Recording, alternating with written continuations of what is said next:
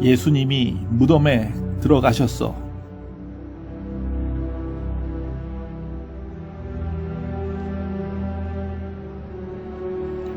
제자들은 절망합니다.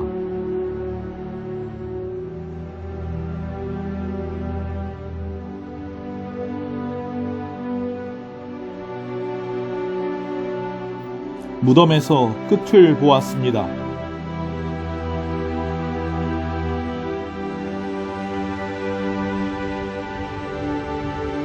죽음의 밤,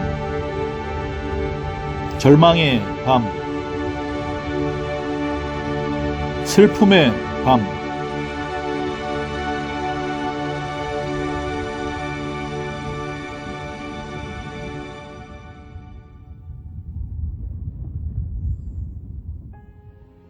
하지만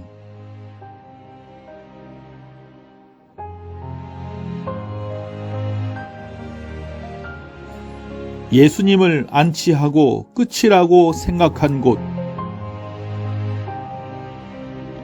부활은 무덤에서 시작됐습니다.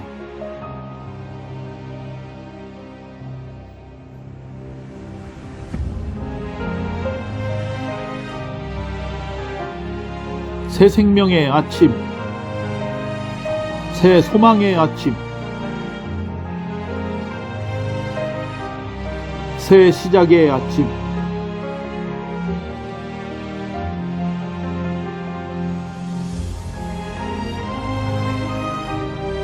십자가에서 죽으시고 무덤에서 장사되었을 때 우리의 최선이 끝나고 포기하고 절망할 때 부활은 시작되었습니다. 절망의 자리에 소망이 있습니다. 죽음의 자리에 부활이 있습니다.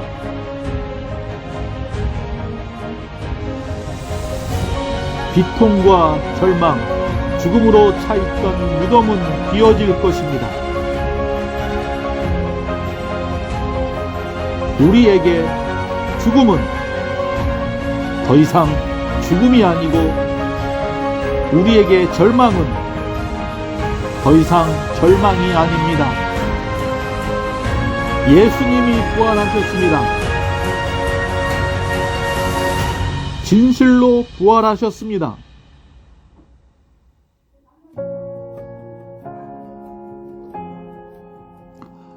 빈 무덤에 우리의 고백과 외침이 채워질 것입니다.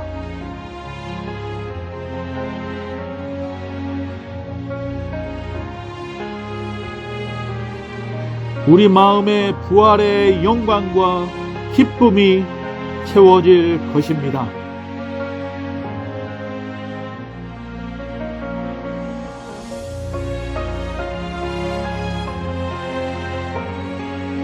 예수께서 이르시되 나는 부활이요 생명이니 이것을 내가 믿느냐.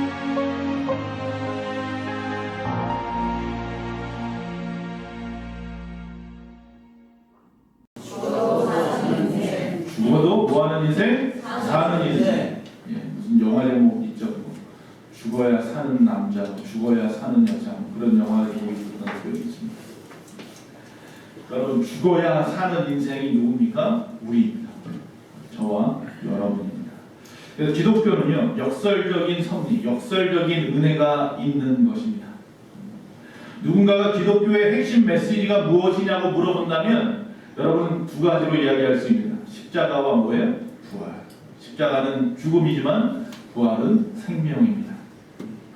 이 말은 요한복음 11장 25절 예수께서 이르시되 나는 부활이요 생명이니 나를 믿는 자는 죽어도 살겠고 기독교의 핵심은 죽음이 끝이 아니라는 것입니다. 뭐야? 다시 사는 것입니다. 생명이 있고 빛이 있습니다. 그러나 그 반대는 죽음이 있고 어둠이 있습니다. 여러분, 생명이나 빛이 손에 잡히는 어떤 실체입니까? 그렇지는 않습니다. 단지 어두움과 죽음이라는 것에 그 부재의 개념을 채우는 역할을 하는 것입니다. 어둠은 어떤 실체가 있는 것이 아닙니다. 그래서 우리가 어둠과 싸울 수 없습니다. 어둠은 우리가 싸워서 이겨내야 하는 것이 아니라 그냥 빛을 비추기만 하면 물러가는 것입니다. 할렐루야. 마찬가지로 죽음도 마찬가지입니다. 죽음도 우리가 싸울 수 있는 어떤 것이 아닙니다. 우리가 생명으로 나아가면 없어질 것들이 죽음입니다. 빛이 있으라 하심에 어둠이 물러갔다라고 말씀했습니다. 싸우는 게 아니에요. 내가 싸우려고 하면 내 힘만 빠집니다. 할 수 없습니다. 단지 우리가 빛이 되고 생명이 되면 됩니다. 죽음이나 어둠이니 뭐 이런 것들은 우리 안에 생명과 빛이 있기만 하면 늘 물리칠 수 있고 승리할 수 있는 것입니다. 그래서 우리는 인생을 죽음이나 어둠과 싸우기 위해서 허비하고 낭비할 것이 아니라 그 시간에 오직 내 안에 예수님의 빛과 생명이 쌓일 수 있도록, 있을 수 있도록 추구하는 데 힘써야 하는 것이다 라는 겁니다. 여기 계신 분들 가정의 위기 가운데 있습니까? 생업의 어려움 가운데 있습니까? 내가 싸워서 이겨내겠다고, 내가 어떻게 해보겠다고 힘겹게 싸우고 계십니까? 여러분, 그런 것들은 내가 싸우는 것이 아닙니다. 우리는 그저 말씀대로 먼저 그의 나라와 그의 의를 구하는 삶을 살면 됩니다. 다시 말하면 빛된 삶을 사시면 됩니다. 생명의 삶을 사시면 됩니다. 그러면 빛된 삶, 생명의 삶을 추구하면 어둠은 물러갈 것이고 죽음도 물러가는 겁니다. 자, 그걸 모르고 우리는 세상의 짐을 다 내가 짊어지고 어떻게 해야 되느냐 전전긍긍하고 걱정만 하고 있지 않느냐는 겁니다. 한 발짝도 움직일 생각도 하지 않으면서, 한 발짝도 빛으로 나아갈 생각이 없으면서, 한 발짝도 생명으로 나아가지 못하면서 우리는 끊임없이 어둠이 오면 어떡하지? 죽음이 오면 어떡하지? 여러분, 죽음의 세력이라는 것은 결국 안 되기를 원하는 힘입니다. 마귀의 힘입니다. 그래서 마귀는 시기나 질투의 뿌리가, 항상 마귀의 소리가 기억해야 되는데, 이 마귀는 이런 것들을 우리 안에 심어줍니다. 끊임없이 우리 안에 심어놓습니다. 그러나 이 안 되기를 원하는 세력, 이 마귀의 세력을 물리치는 방법이 하나 있는데, 물러가 뜯어내가 아니라 예수의 이름입니다. 할렐루야. 예수의 이름으로 물러갈지어다. 그거 하나면 됩니다. 왜? 예수의 이름에는 뭐가 있어요? 빛이 있고 생명이 있기 때문입니다. 지금의 어둠의 그림자가 여러분의 가정에 가득하다면 오늘 말씀하십시오. 예수의 이름으로 명하니 물러갈지어다. 그래서 우리 안에 죽음과 어둠이 있다는 것은 오히려 나에게 생명과 빛으로 나아갈 기회입니다. 저나 이복의 기회인 줄 믿으시기 바랍니다. 우리는 죽음의 세력을 극복할 수 있습니다. 어둠의 세력을 극복할 수 있습니다. 이처럼 첫 번째, 부활의 예수님께서는요, 우리가 안 되기를 원하는 세상의 세력들, 마귀의 세력들이 존재하지만 그러나 그 모든 것을 깨뜨리셨다라고 하는 것입니다. 성경에 예수님의 부활을 막으려고 하는 세력들이 나옵니다. 자, 마태복음 27장입니다. 62절, 63절. 그 이튿날은 준비일 다음 날이라 대제사장들과 바리새인들이 함께 빌라도에 모여 이르되, 주여, 저 속이던 자가 살아있을 때에 말하되 내가 사흘 후에 다시 살아나리라 한 것을 우리가 기억하노니. 대제사장과 바리새인들이 예수님을 갖다가 모함하고 결국 그를 붙잡아서 죽음으로, 십자가로 이끌었습니다. 그래서 예수님이 십자가에 죽으셨습니다. 그리고 나서 총독 빌라도에게 찾아간 겁니다. 우리가 들은 게 있습니다. 예수님이 부활한다고 하니 저 무덤을 굳건히 지켜주십시오 라고 말하는 겁니다. 참 아이러니하네요. 당시에 오히려 예수님이 죽으심으로 말미암아 제자들은 뿔뿔이 흩어졌습니다. 예수님이 부활한다고 여러 번 이야기했는데도 그 부활의 말씀은 잊어버린 채 말입니다. 그러나 오히려 대적자들은 예수님이 부활한다는 말씀을 머릿속에 가득 채워놓고 있었습니다. 그래서 어떻게든지 불신자들이 생각할 때, 즉 예수 믿지 않는 그들이지만 생각할 때 예수님의 부활은 막아야겠다고 생각했던 겁니다. 누가 믿음이 더 좋은 겁니까? 전에 그런 말씀을 드렸습니다. 술집과 교회가 한 건물에 있었는데 교회에서 끊임없이 기도했습니다. 저 술집이 문을 닫고 떠나가게 해주십시오. 근데 어느 날 술집에서 불이 났습니다. 근데 술집에서 누구를 고소했어요? 교회를 고소했습니다. 그리고 이야기합니다. 교회에서 계속해서 우리를 갖다가 망하게 하기 위해서, 떠나가게 하기 위해서 기도했더니 불이 났습니다. 재판관이 물어봅니다. 목사님 맞습니까? 그자 목사님과 성도들이 말도 안 됩니다. 누가 더 믿음이 있는 겁니까? 사실 교회 안에 우리가 있다 보니 우리가 우리 자신을 잘 평가할 수 없어요. 오히려 교회 밖에 있는 사람들이 더 정확하게 우리를 평가하기도 합니다. 성경에도 보면요, 처음에 예수님 잘 믿다가 신앙생활 잘 하다가 결국 죽음 앞에 가서 어려움이 다가오니까 나 몰라라 하고 교회를 떠난 사람들이 많아요. 우리가 잘 아는 사람들이 있어요. 바로 예수님의 가론유다 제자 같은 경우도 그렇습니다. 잘 믿더니 어느 순간 떠나버렸습니다. 오히려 예수님을 팔아버렸습니다. 베드로는 부인까지도 했습니다. 예수님을 따르던 군중들이 십자가 앞에서 막 돌을 던지고 침을 뱉으며 죽으라 죽으라 외칩니다. 여러분 잘 아는 데마라는 사람도 바울과 열심히 신앙생활하다가 어려움이 오니까 바울을 몰래 떠났더라 그랬습니다.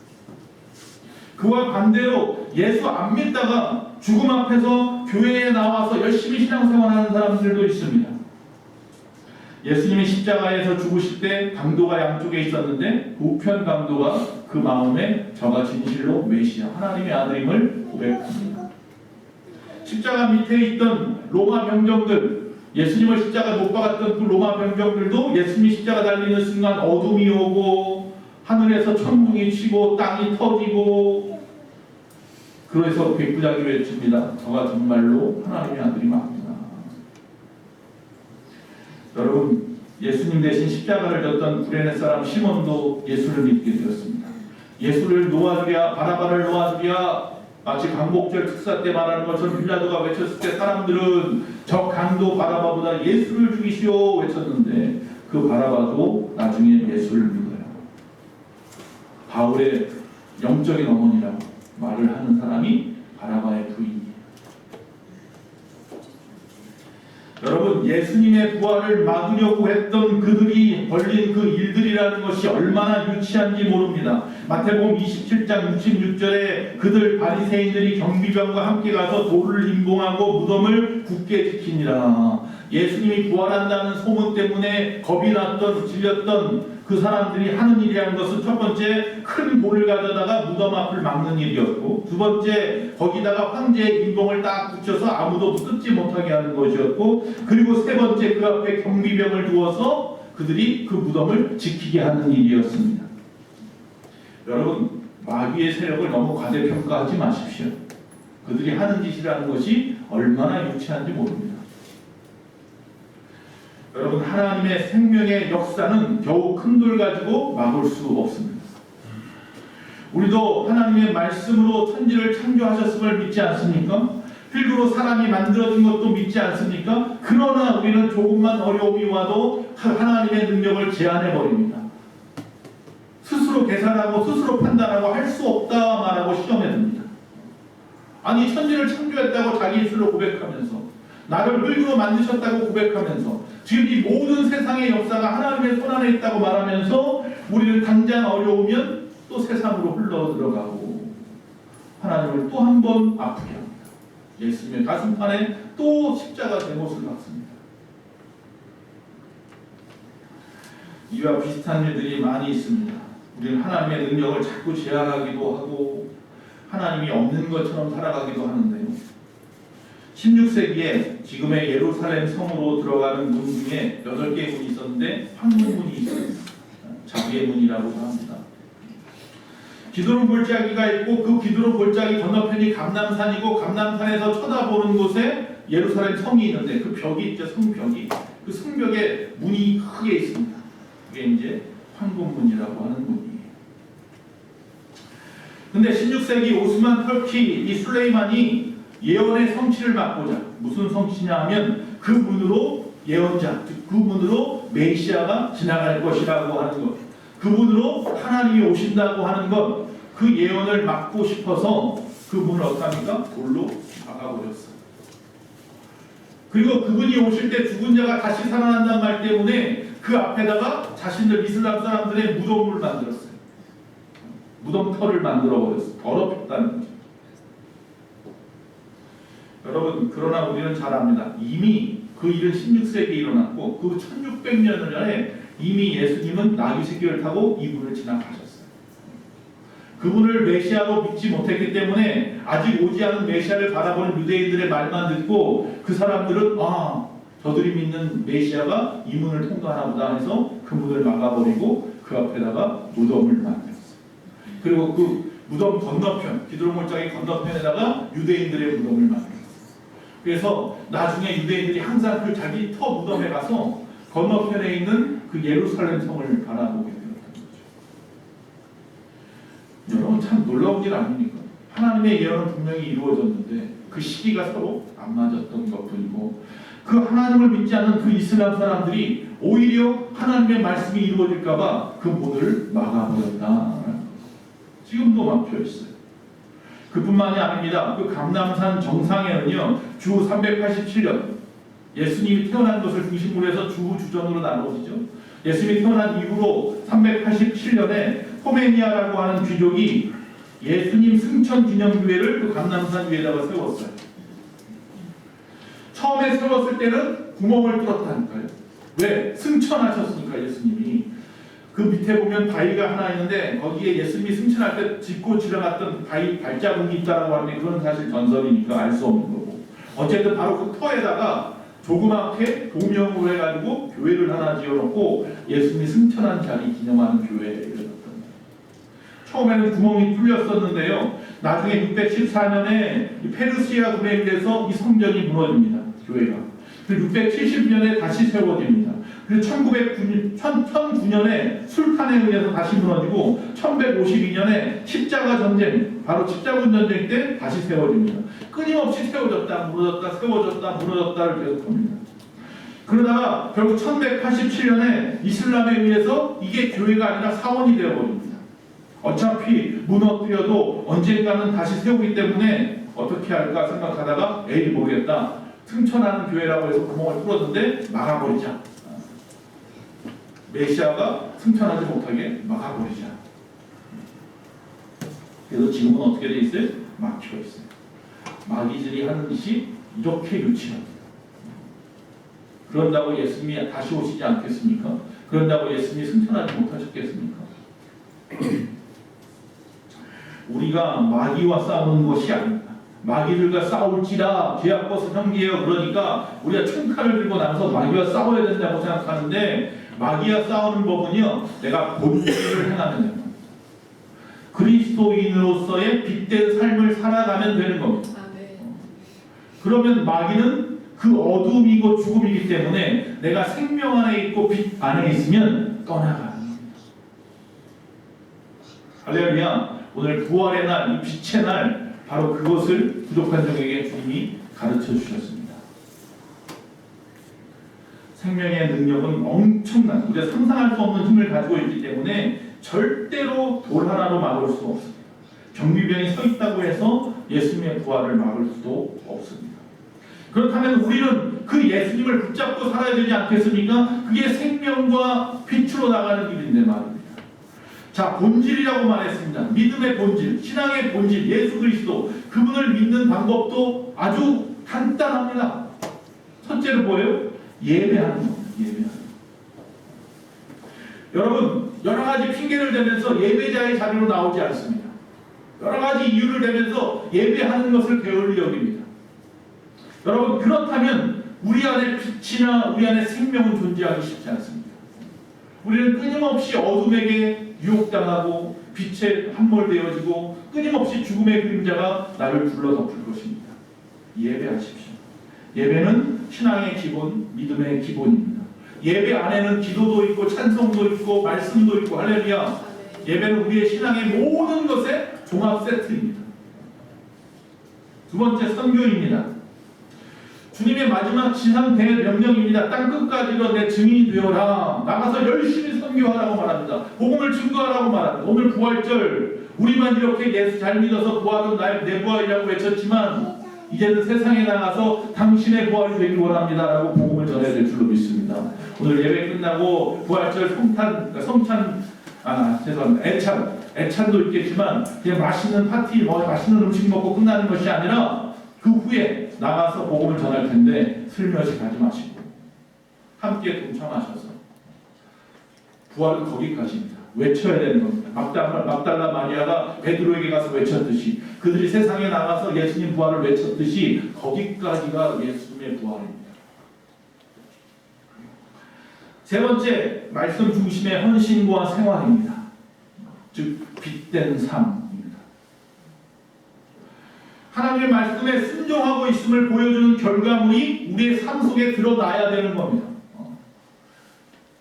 죽겠다, 힘들다, 어렵다, 가정의 문제, 물질의 문제, 건강의 문제, 자녀의 문제, 관계의 문제, 모든 문제들 속에서 어렵다, 죽겠다 계속 제가 요새 말씀합니다. 하나님 저에게 해독 주실 마음이에요. 남의 탓하지 마십시오. 왜 지금 이렇게 어려움이 옵니까? 왜 나에게 이런 죽음의 그림자가, 어둠의 그림자가 비칩니까? 나 때문이니 나는 생각을 하지 못하고 끊임없이 너 때문이야. 이 나라가 어떻고 세상이 어떻고 환경이 어떻고 나 때문이다. 주님이 십자가에 죽으신 것은 죄 많은 아무개 때문이 아니라 누구 때문이에요? 죄 많은 나 때문입니다. 지금 우리 앞에 모든 방해물은 예수 그리스도 이름으로 깨뜨릴 수 있습니다. 그래서 지금이 바로 부활의 능력을 행하실 수 있는 시간입니다. 예수의 이름으로 물러갈지어다. 한번 다 같이 갑시다. 예수의 이름으로 물러가라. 물러가라. 할렐루야. 아멘. 한번 외치십시오. 믿음이 이기네, 믿음이 이기네, 주 예수의 믿음이 온 세상 이기네. 다 같이 한번 합시다. 믿음이 이기네, 믿음이 이기네, 주 예수의 믿음이 온 세상 이기네. 마태복음 28장 5절과 6절입니다. 천사가 여자들에게 말하되 이르되 너희는 무서워하지 말라. 십자가에 못 박히신 예수를 너희가 찾는 줄을 내가 아노라. 그가 여기 계시지 않고 그가 말씀하시던 대로 살아나셨느니라. 와서 그가 누우셨던 곳을 보라. 할렐루야. 하지만 많은 믿는 사람들이 불신자들과 똑같이 과연 그럴까? 과연 예수님이 부활하셨을까? 우리 성도들과 교회가 얼마나 연약합니까? 교회 안에서 아무개 성도의 연약함, 어느 교회의 연약함, 나약함, 부정, 부패 이런 거 바라보면서 우리 신앙이 위축되고 하나님의 영광과 능력을 의심하고 그런 사람들에게 부활은 없습니다. 하나님은 인간의 범죄함에 어떤 상황들과 연관이 없으십니다. 여러분이 시험 들었다, 교회에 시험 들었다 가만히 보시면 하나님 앞에 시험 든 사람들은 하나도 없고요. 전부 다 사람 때문입니다. 관계 때문입니다. 목사가 아니면 아무개 성도가 내가 잘 믿었던 그게 신앙생활 잘한다고 하는 우리 아버지가, 우리 어머니가, 내 동생이, 우리 부모님이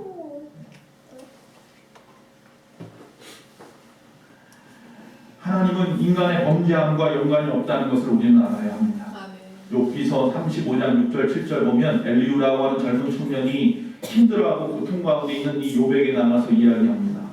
그대가 범죄한들 하나님께 무슨 영향이 있겠으며 그대의 악행이 가득한들 하나님께 무슨 상관이 있겠으며 그대가 의로운들 하나님께 무엇을 드리겠으며 그가 그대의 손에서 무엇을 받으시겠느냐. 이 말은 뭐예요? 하나님은 인간의 상태에 영향을 받지 않는다. 그러므로 하나님이 인간의 상태에 영향을 받는다고 생각하는 그 자체가 뭐예요? 불신이에요. 어떻게 저럴 수 있느냐? 하나님은 그것에 영향받지 않습니다.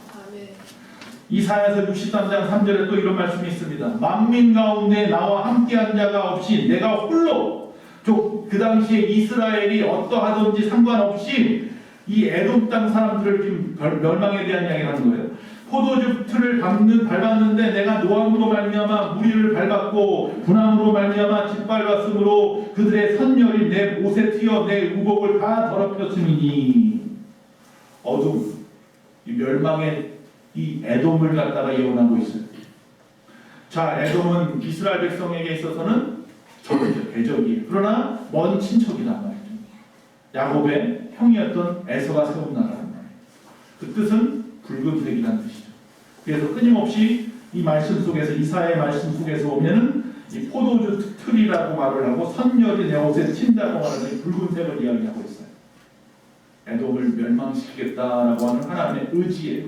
근데 그 의지에는 내가 홀로 한다고 말해요. 다시 말하면 이스라엘의 어떠함이나 그것과 상관없이, 즉 에돔이 이스라엘을 괴롭혔기 때문이 아니라는 거예요. 그들 스스로의 죄악 때문에 내가 그들을 멸망시키겠다라고 말씀하는 거예요. 여러분, 이 스스로의 문제가 문제인 거예요. 이스라엘의 어떤 상태나 어떤 선택이 문제가 아니고 하나님은 무엇이든지 홀로 하실 수 있는 분이에요. 그래서 하나님은 인간의 어떤 인간과의 상관관계는 필요 없이 오직 모든 것을 세우시기도 하고 모든 것을 멸망시키기도 할 수 있는 분입니다. 하나님은 단 우리가 어디 있느냐 하는 거예요. 어둠의 세력 가운데 있느냐, 빛으로 나와 있느냐, 죽음 가운데 머물러 있느냐, 우리가 생명 가운데 있느냐. 부활의 사건은 우리에게 세상 그 어떠한 것도 하나님의 주권적 섭리 안에 있다는 것을 가르쳐줍니다. 결국 세상의 모든 것을 합력하여 하나님은 뭘 이루시는 분이냐면 선을 이루시는 분이에요. 부활은 결국 뭐예요? 선이에요. 십자가는 뭐예요? 선이에요. 자, 첫 번째 아까 말씀드렸습니다. 부활의 주님이 우리가 안 되기를 원하는 그 세력들을 물리치셨다라고 말씀했습니다. 두 번째, 그래서 그 방해 세력, 안 되기를 원하는 이 마귀의 세력을 그 오히려 유익으로 바꾸셨다라는 것이 앞에서 말한 역설적 섭리라고 말하는 거예요. 즉 마귀는 여러분 예전에 그 디즈니 만화인가요? 그 만화 보면 톰과 제리가 있어요. 그죠? 톰과 제리처럼 이 마귀가 톰과 같아요. 겉으로 볼 땐 등치도 커 보이고 힘도 세 보이잖아요. 그런데 항상 뭐예요? 제리의 꾀에 넘어가서 골탕 먹죠. 마귀는 그런 존재예요. 우리의 눈으로 볼 때는 강해 보이지만 이건 그림자이고 허상일 뿐이에요. 거기에 위축될 필요 없고 두려워할 필요 없습니다.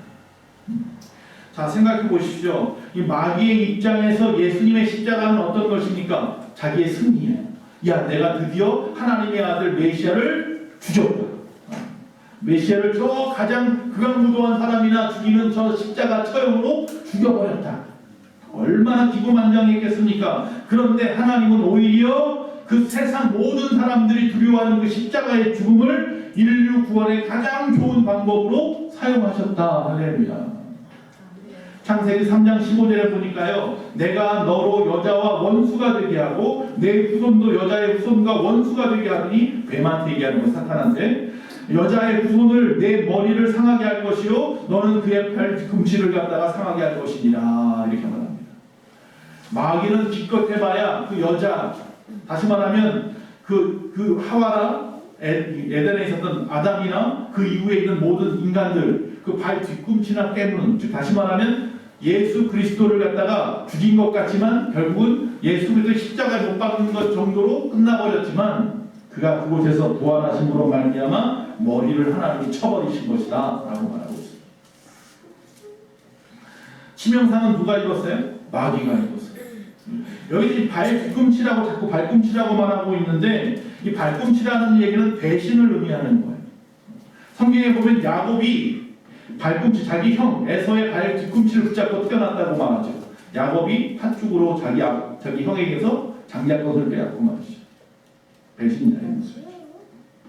또 예수님이 최후의 만찬 자리에서 제자들에게 이야기하는데, 나와 함께 이곳에 떡반 간주리에 손을 집어넣어서 떡을 받는 자, 같이 뺏는 자가 발꿈치를 갖다가 들었다라고 표현해요. 자, 내 떡을 갖다 먹는 자가 발꿈치를 들었다. 이 말은 뭐냐면 바로 그 당시 같이 손을 집어넣었던 사람이 누구냐면 가룟 유다인데, 가룟 유다가 배신할 것이다 라는 이야기. 둘째로 또 생각해 볼 수 있는 것은 뭐냐면 돌로 막았다고 앞에서 말했어요. 또 봉인을 했다고 말을 했어요. 그리고 경비병을 세웠다고 했어요. 무덤 앞에. 그러나 오히려 이것은 뭔지 아세요? 부활의 증거가 됐어요. 인간이 어떻게 해서 거짓말한 것이 아니라 정말로 하나님의 아들 예수님이 부활하셨다라고 하는 증거가 됐어요. 예수님 부활을 했다는 말을 막으려고 했던 일들이 오히려 부활의 증거가 됐단 말이에요. 자, 성도들이 낙심하는 이유는 남들보다 신앙생활을 잘하는 것 같은데 남들보다 못한 나의 상황이나 무너질 것 같은 어떤 상황들, 그 소식에 휘둘리는 것 때문인데, 즉 현상에 휘둘리다가 위축되어지는 것 때문인데, 즉 육안이나 지안으로 세상을 바라보기 때문인데, 영안으로 바라보면 하나님의 것들은 우리가 상상할 수 없는 것들이어서 내가 아무리 길을 쓰고 무슨 짓을 해도 거기에 영향력을 줄 수도 없을 뿐만 아니라 하나님이 손가락 하나도 움직이지도 않고도 말씀만으로도 세상을 창조하셨는데 그 하나님이 지금의 모든 상황을 어떻게 변화시킬지 기대하시길 바랍니다. 여러분의 지금의 상황을 하나님이 어떻게 변화시킬지 기대하시기 바랍니다. 제가 여러분에게 묻고 싶습니다. 낙심하는 분들에게 묻고 싶습니다. 정말 신앙생활 잘 하셨습니까? 지금의 여러분의 현상과 상황들이 온 것에 대해서 낙심하고 있다면 이 일들이 왜 나에게 일어났을까라고 생각할 때 정말로 내 신앙생활을 잘하고 있었는지부터 물어보십시오. 그리고 다시 반문하십시오. 정말 다 끝난 거 맞습니까? 이게 마지막이야. 끝이야. 더 이상 갈 데 없어. 가랑 끝에 몰렸어. 오늘이 지나고 나면 나는 이제 죽어. 끝났어. 정말 끝입니까? 여러분, 세상 사람들은 죽음이 끝인지 모르겠지만 우리는 죽음은 시작입니다. 우리의 끝은 이 땅의 어떠함이 아닙니다. 마지막 하나님의 심판대 앞에 섰을 때가 끝입니다. 그렇기 때문에 지금의 어떤 상황들 때문에 방법이 없어 보이는 그 상황들 때문에 여기까지가 끝인가 보고 무슨 노래처럼 가사처럼 그렇게 우리가 지금 실망하고 좌절하고 있는지 모르겠지만 다시 말씀드립니다. 현재 우리 앞에 있는 어려움과 고난을 보고 그래 여기가 끝이요 라고 말하는 여러분들, 예수 믿는 사람이라고 말한다면 끝은 없습니다. 예수님 당시에도 많은 사람들은 예수님이 죽으심으로 끝인 줄 알았습니다. 그러나 예수님은 다시 살아나셨습니다. 생각해보세요. 인생들은 죽으면 다 끝이라고 생각했는데 그러나 우리가 죽었다, 이게 끝이구나 라고 생각했는데 그러나 누구나 다 다시 눈을 뜰 겁니다. 어떤 사람은 영벌에 눈을 떠서 지옥불에서 눈을 뜰 사람도 있겠지만 저와 여러분, 예수 잘 믿는 저와 여러분은, 예수의 믿음의 본을 보이고 이 땅에서 살아가는 저와 여러분은 내 남편이나 아내나 가족이나 내 주변의 사람들이나 이웃에게 빛된 모습으로, 생명의 모습으로, 사랑의 모습으로, 용서하고 이해하는 모습으로 살아가는 저와 여러분은, 즉 예수님을 닮은 모습으로 살아가는 저와 여러분은 저 영생한 천국에서 눈을 뜰 것입니다. 아멘. 부활의 최초의 증인을 누구라고 말합니까? 성경은 많은 사람들이 부활의 최초의 증인들은요 막달라 마리아라고 합니다. 왜? 새벽에 예수님이 장사 지내고 난 다음에 예수님을 갖다 어떻게 좀 거기다 향품이라도 좀 집어넣고 좀 몸이나 좀 닦아드릴까 싶어서 저 돌을 누가 굴려주지 걱정하면서 찾아갔잖아요. 그랬더니 이미 돌문이 옆으로 굴러가 있고 말이죠. 그 안에는 아무도 없어요. 비어 있어요. 천사들이 왜 여기서 산자를 죽은 자 가운데 찾느냐? 예수님은 부활하셨다. 네. 그래서 많은 사람들은 최초의 증인을 막달라 마리아라고 말합니다. 그러나 사실은 최초의 증인은요 그 앞에 서 있던 경비병들입니다. 돌문이 굳게 닫혀 있고 봉인되어서 아무도 못 들어오게 막고 있었던 그 경비병들, 갑자기 그 안에서 빛이 비치더니 돌무덤 안에서 갑자기 땅이 막 지진이 일어나더니 그 돌문이 옆으로 지 혼자 스스로 굴러가요. 할렐루야. 마태복음 28장 11절. 여자들이 갈 때에 경비병 중 몇이 성에 들어가 모든 된 일을 대제사장에게 알리니 깜짝 놀라가지고 이미 벌써 가서 대제사장에게 알리고 있었어요. 예수님 부활을 보고. 12절 13절 그들이 장로들에게 함께 모여 의논하고 군인들에게 돈을 많이 주며 이르되 너희는 말하기를 그의 제자들이 밤에 와서 우리가 잘 때에 그를 도둑질하였다. 거짓말하는 얘기입니다. 경비병들이 깜짝 놀라가지고 죽은 것처럼 되었다가 정신 차리고 제사장 앞에 가니까 예수님이 부활했어요. 내가 봤어요. 외치니까 조용히 해. 제자들이 밤에 와가지고 몰래 빼갔다고 외쳐. 거짓말을 하고 그러면서 돈을 주죠. 부활을 방해하려는 모든 것이 뭐가 됐어요? 증거가 되었어요. 우리가 아무리 예수님의 빛을 어둠으로 막으려고 해도 막을 수 없어요. 아무리 죽음으로 가두려고 해도 생명을 가둘 수가 없어요. 우리 그런 존재예요. 더 나아가서 오히려 방해하려는 것들은 하나님을 영광스럽게 하는 것이 되었습니다. 영국의 윈스턴 처칠이 그 의회 정치를 열심히 하고 있을 때 그가 이제 앞에 나와서 이제 많은 사람을 연설을 하면 가끔씩 반대편에 서 있는 정치인들이 막 손가락질을 하고 막 욕을 합니다. 그날도 여성 정치인이 한 번 이렇게 갑니다. 내가 만약 당신의 아내였다면 당신과 같은 사람의 커피잔에다 내가 독을 타고서 자기를 죽이겠어. 처칠에게 아주 모질게 말을 합니다. 그래서 처칠이 화를 내는 게 아닙니다. 그냥 웃으면서 그녀에게 말합니다.